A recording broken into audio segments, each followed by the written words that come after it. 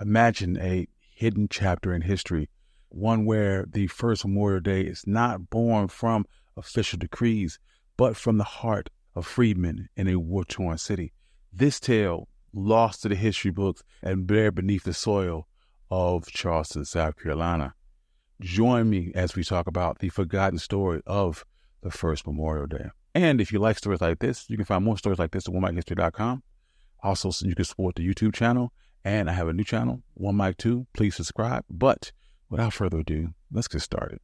Memorial Day's origins are shrouded in mystery and intrigue. Numerous towns across the United States vie for the honor of being recognized as its birthplace. Among those, Waterloo, New York, or Carbondale, Illinois stand out, yet historians believed that the first continuous commemoration might be in Columbus, Mississippi, where in April of 1866, a group of compassionate women took it upon themselves to decorate the graves of fallen soldiers, turning their grief into a solemn tradition.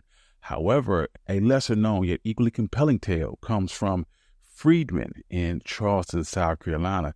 This hidden chapter came to light thanks to David Blight, a professor of American history at Yale University. On a fateful day in 1996, while digging through boxes at Harvard's Halton Library, he stumbled upon a treasure, a handwritten account of the first Decoration Day in 1865. Accompanying this narrative was a clipping from a New York Tribune labeled First Decoration Day. So, in the spring of 1865, the Civil War had just ended. The city of Charleston laid in ruins, a somber backdrop against a slow march towards freedom. The war had left many scars, but none more profound than the makeshift prison at Washington's Racecourse and Jockey Club, a once lavish playground for the Southern elite, was now a stark reminder of cruelty and captivity. Here, in the open-air field of the racetrack, more than 260 Union soldiers perished, subjugated to disease and exposure, their bodies hastily buried into a mass grave. Once Confederate forces evacuated, leaving behind the battered city, an extraordinary event unfolded, initiated by the newly freed African Americans.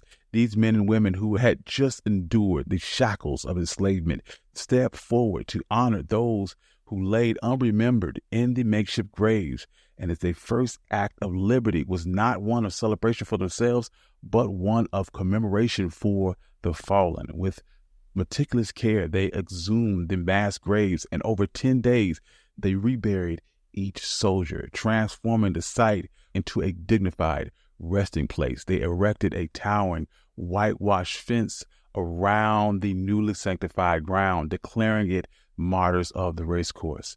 This act was not just about giving the soldiers a proper burial, but it was a profound statement of humanity and grace from those who had long been denied it. And then, in April 1st, 1865, what happened next was truly unprecedented. What can only be described as a collective moment of catharsis. Approximately 10,000 people, mostly black freedmen in Charleston, South Carolina, gathered at the racecourse.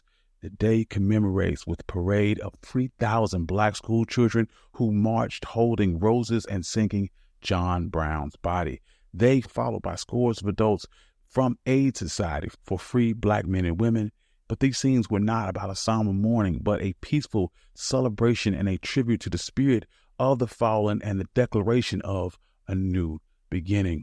Throughout the day, black pastors delivered moving sermons, led spiritual hymns, filled the air of hope and renewal, and families gathered for picnics under the warm spring air, sharing stories and dreams for the future. Patriotic songs echoed throughout the day, and as the afternoon wore on, black and white Union regiments marched around the grave sites in a powerful display of unity.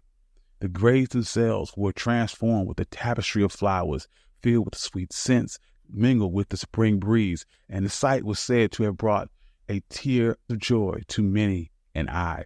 It was a heartfelt tribute, a moment of pure human connection from the depths of sorrow and strife.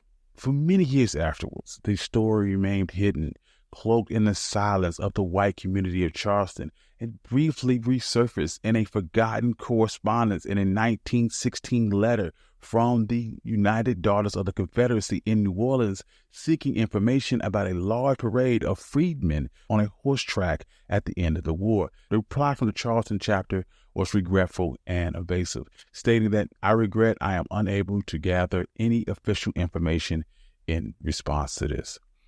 Decades later, Union General John A. Logan led a veterans group called for a National Day of Remembrance for Fallen Soldiers, which was officially marked as Memorial Day, March 30th, 1868.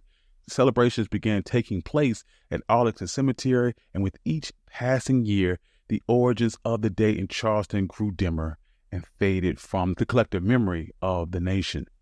Fast forward to the 20th century, when the once sacred site of the old racetrack was replaced with urban development, and the original graves were relocated to Beaufort's National Cemetery. Thus, the true origins of Memorial Day were overshadowed by a more formal national observance. However, the story doesn't end there. Many years later, at the Smithsonian's National Museum of American History, historian David Blight shared a forgotten history of the first Memorial Day. After his presentation, an older Black woman approached him, her voice tinged with curiosity and awe. She recounted her grandfather had told her stories of a parade led by freedmen on an old racetrack, stories that she always wondered if they were actually a part of family legend or something more substantial. She asked Blight, "You mean those stories are true?" Visibly moved, Blight confirmation, renewed interest, and validation to the legacy preserved through family tales but lost to the public knowledge. And as we celebrate Memorial Day each year, it serves as a reminder, not just for those who died in past wars, but also as a strength and resilience to who, despite being oppressed, have contributed profoundly to our shared history. Thank you. I'm your host, Country Boy. This has been One Mic History. And this is the story of the first Memorial Day. If you enjoy stories like this, you can find more stories like this at onemichistory.com. Also, I have a new channel, One Mic 2. You can get audio-only episodes there.